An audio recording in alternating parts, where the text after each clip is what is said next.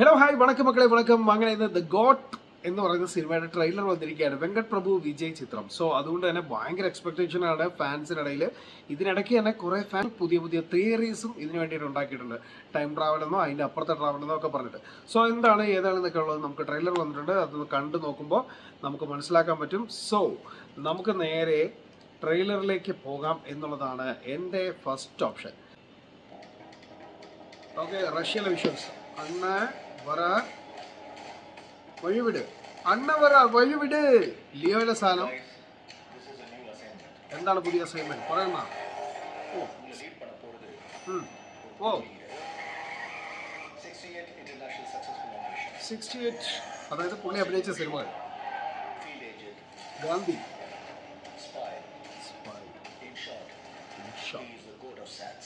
Okay പൊളി.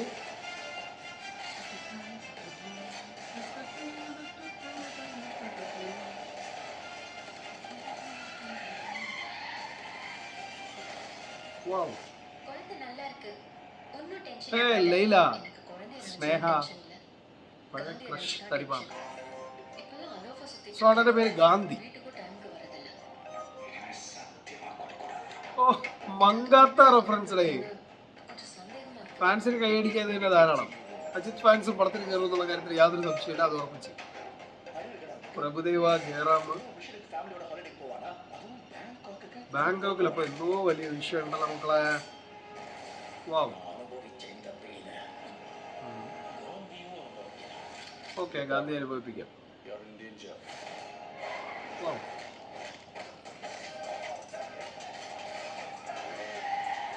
വാ, അതിലെ പോസ്റ്ററിൽ വന്ന സാധനം.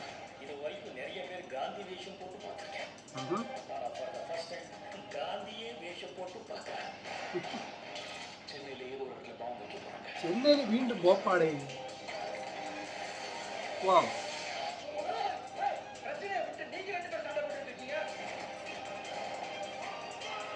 അപ്പാ നമ്മുടെ അശോകം വിജയ്.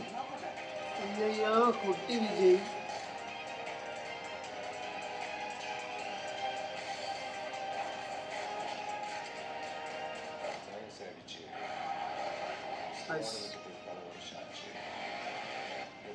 ഈ ലുക്ക് കൊള്ളാം അല്ലേ? നൈസ്.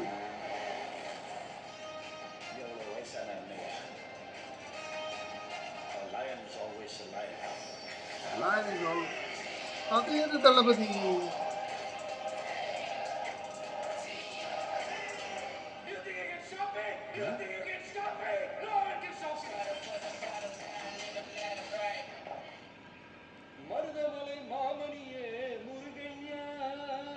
ഗില്ലി ഗില്ലി ഗില്ലി.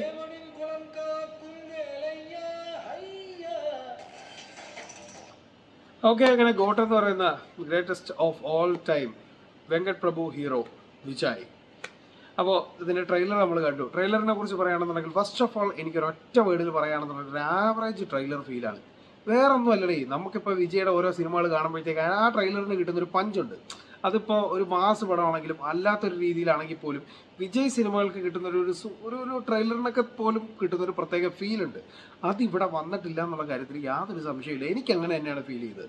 സാധാരണ ഇപ്പോൾ ലിയോൻ്റെയൊക്കെ ലാസ്റ്റ് വന്ന ട്രെയിലറിലൊക്കെ എടുത്ത് നോക്കുമ്പോഴത്തേക്ക് നമുക്ക് കാണുമ്പോൾ സംതിങ് എന്തോ ഒരു സാധനം അവിടെ കിടപ്പുണ്ട് എന്ന് പറഞ്ഞിട്ടുള്ള ഒരു ഫീല് നമ്മുടെ ഉള്ളിൽ ഉണ്ടാക്കിയെടുക്കാൻ പറ്റിയിട്ടുണ്ട്.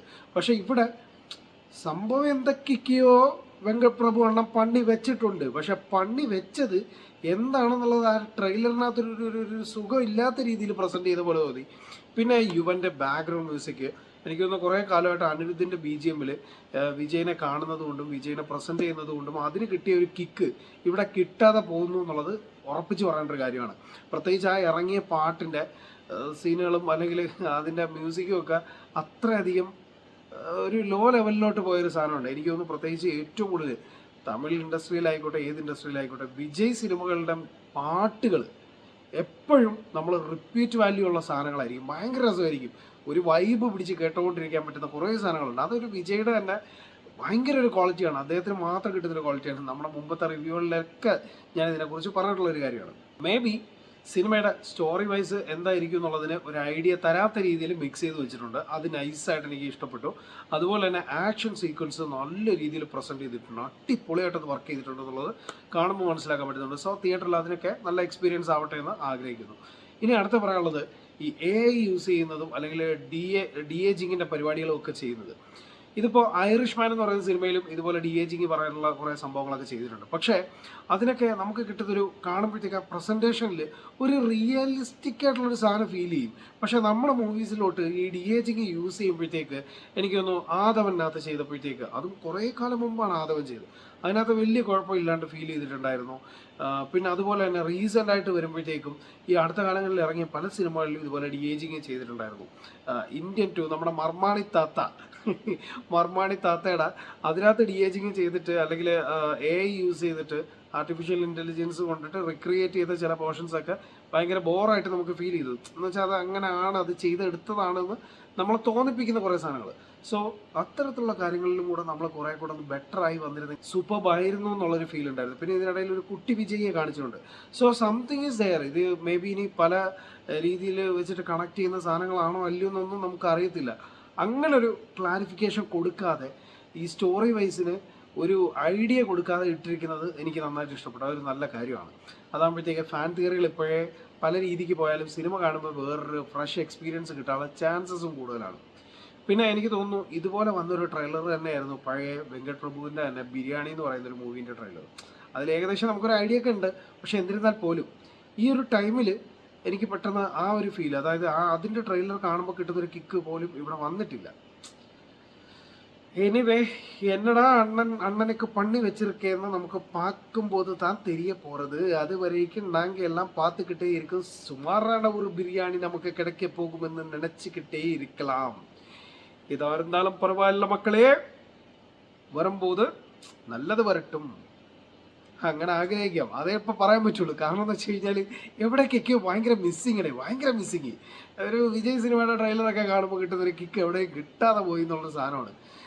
ഇടയ്ക്കൊക്കെ തോന്നിപ്പോയിട്ടുണ്ട് കേട്ടോ, യുവൻ്റെ മ്യൂസിക് വേണ്ടായിരുന്നത്. പക്ഷെ അങ്ങേരെ ഒരു കിടിലാണ്. പക്ഷെ ഇവിടെ ഇതിനകത്ത് വന്നപ്പോഴത്തേക്ക് ആ ഒരു കിക്ക് കിട്ടുന്നില്ല. അതിൻ്റെ ഇടയിൽ കൂടെ തളപതി ആ സാധനം എടുത്ത് വെച്ചിട്ട് അതിനെ വേറൊരു രീതിയിലാക്കി കളഞ്ഞു. അത് മറ്റേ തളപതി കേൾക്കുമ്പോഴത്തേക്ക് നമുക്ക് കിട്ടുന്നൊരു ഫീലും ഇവിടെ കേട്ടൊരു തളപതി കേട്ട ഫീലും രണ്ടാണ്. പിന്നെ അശോകനെ പോലെ ഇരിക്കുന്ന വിജയ്, ആ വിജയ് എന്താവുന്നു എങ്ങനെ ആവുന്നു എന്നൊന്നും അറിയാൻ വയ്യ. ഇനി എനിക്ക് തോന്നുന്നു ഇവരെല്ലാവരും കൂടെ വേറെ തരത്തിലങ്ങനെ വല്ലതും കണക്ട് ചെയ്ത് വെച്ചേക്കുവാണെങ്കിൽ എന്തൊക്കെയാണ് ഇങ്ങനെ ഉദ്ദേശിക്കാൻ പോകണമെന്നുള്ളതൊന്നും അറിയില്ല. എല്ലാം തിയേറ്ററിൽ കാണാം. എനിവേ, ഒരു ആവറേജ് ഫീല് മാത്രമാണെന്ന് ഞാൻ എടുത്തെടുത്ത് പറയുന്നുണ്ട്. അത് ഒരു സിനിമ മോശമാവും എന്ന് പറയുന്ന രീതിയിലല്ല. ചില മൊണ്ണാൾ വന്ന് കമൻറ്റ് ഇടാൻ തുടങ്ങും അങ്ങനെ. ബട്ട് എനിവേ, ഇത് തിയേറ്ററിൽ മറ്റൊരു തരത്തിൽ ഒരു കിടില എക്സ്പീരിയൻസ് ആയി മാറട്ടെ എന്ന് പറഞ്ഞോളൂ. ട്രെയിലർ കണ്ടതിന് ശേഷം നിങ്ങളുടെ അഭിപ്രായങ്ങൾ എന്താണെന്ന് വെച്ച് കഴിഞ്ഞാൽ കമൻറ്റ് ചെയ്യാൻ മറക്കരുത്. അതുപോലെ തന്നെ നിങ്ങളുടെ പുതിയ ഐഡിയാസ് എന്തെങ്കിലുമൊക്കെ അതിനകത്ത് വന്നിട്ടുണ്ടെങ്കിൽ അതുകൂടെ കമൻറ്റ് ചെയ്യും, വായിക്കാമല്ലോ, എക്സ്പീരിയൻസ് ചെയ്യാമല്ലോ. സോ നമ്മുടെ ചാനലിൽ വരുന്ന വീഡിയോസൊക്കെ ഇഷ്ടപ്പെടുകയാണെന്നുണ്ടെങ്കിൽ ചാനൽ സബ്സ്ക്രൈബ് ചെയ്യുക. അതുപോലെ തന്നെ വീഡിയോസൊക്കെ ഇഷ്ടപ്പെടുകയാണെന്നുണ്ടെങ്കിൽ മറ്റുള്ളവർ കൂടെ ഷെയർ ചെയ്ത് കൊടുക്കുക, അവരെയും നമ്മുടെ കൂടെ കൂട്ടുക. സോ പുതിയ വീഡിയോസ് റിവ്യൂസ് ക്ലോസിംഗ് ആയിട്ട് നമ്മൾ വീണ്ടും വരുന്നതായിരിക്കും. അതുവരേക്കും